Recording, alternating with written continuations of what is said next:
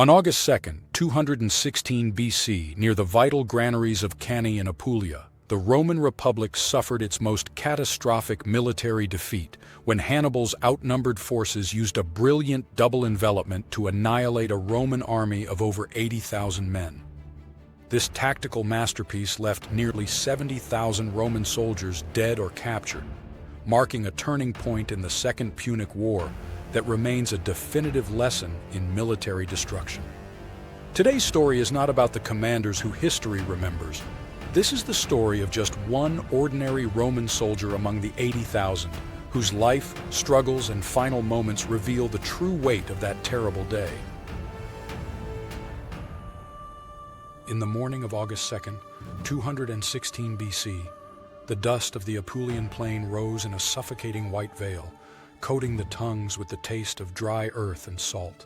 It was the heat of August, the month the elders called the Sextilis, in the year when the consuls Paulus and Varro led the largest gathering of iron and men the world had ever seen. Gaius stood in the front rank of the Hastati, a class of infantry and staple unit of the army. His fingers cramped around the rim of his heavy oval scutum.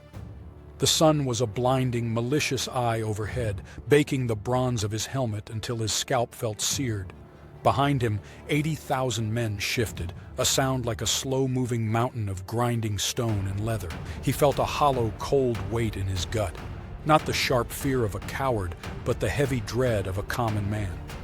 Like many others, he was not professional mercenary, but were militia. To be a soldier, you had to own land.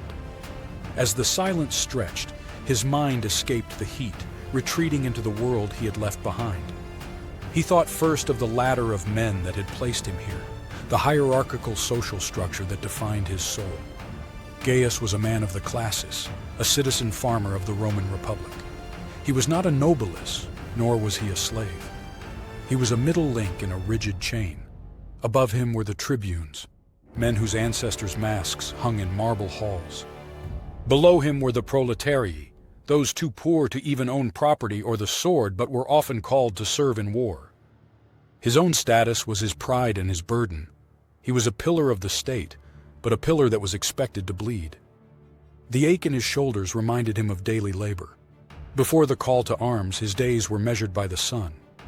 The back-breaking rhythm of clearing stones from his small plot in Latium, the weeding of the wheat, and the tending of the vines. The Roman way was the way of the muscle. Digging trenches for the camp felt no different than digging irrigation ditches for the olives. This was the labor that shaped him, a life where rest was a sin, and the earth only gave what you forced from it with sweat. He had left his farm in the hands of his aging father and a single, sickly slave. To buy his gear, the bronze lorica and the pilum, he had traded 3 of his best oxen and taken a debt from a neighbor. He remembered the weight of the silver denarius he had received as his meager pay. It was cold and rare. Most of his life was spent in the world of barter.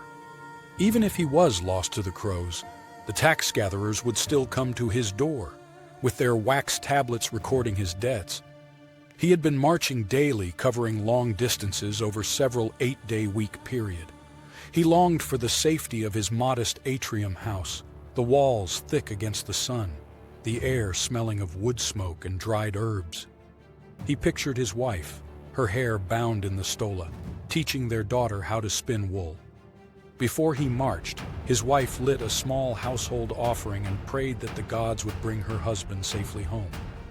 In the village, survival depended on cooperation with neighbors during labor-intensive tasks, forming a social safety net. His stomach gave a low growl as he remembered the standard field ration from early morning, primarily grain for porridge, pulse, or hard bread, supplemented with bacon, salted meat, cheese, vegetables, olive oil, and pasca. He has been alive for about 23 harvests, a feat in a world where the wasting sickness took half of all children before they could walk. He had seen strong men wither from a bad tooth or a fever caught in the marshes. He knew life was a thin thread, easily snapped by an infected scratch or a bad winter. He didn't expect to live to be an old man with white hair. He only hoped to live long enough to see his son reach the age of the toga. He looked down at his feet, trapped into caligae.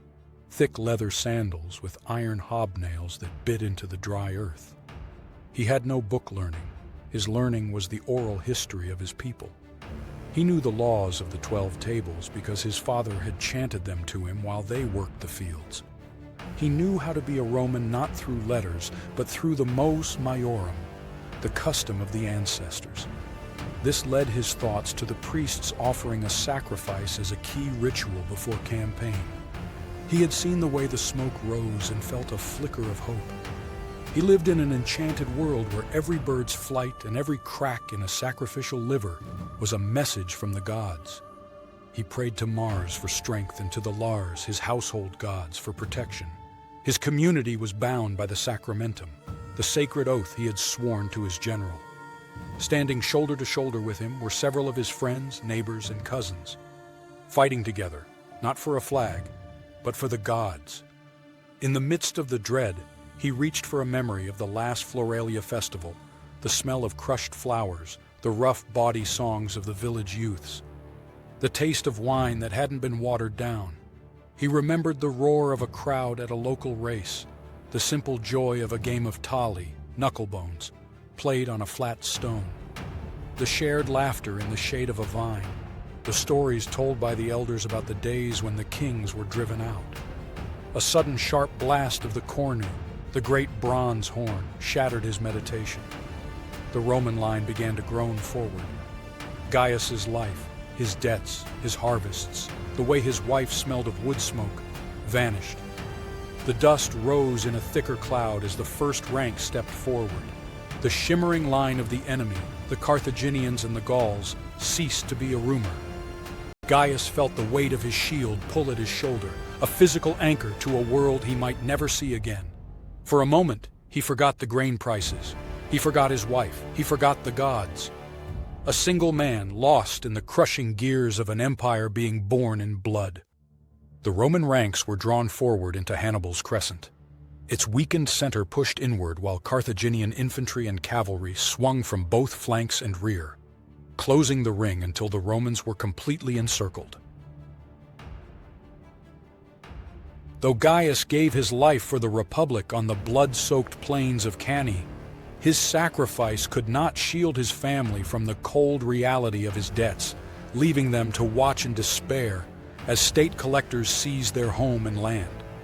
While history celebrates Hannibal's double envelopment as a tactical marvel, it remains silent on the widow who could not pay her husband's debts, the children who lost their home, and the thousands of ordinary soldiers whose bodies fed the earth of Cannae, reminding us that the true measure of a battle's cost is not found in the genius of commanders, but in the quiet, unremarked suffering of the common lives extinguished and the families left to pay the price of their sacrifice.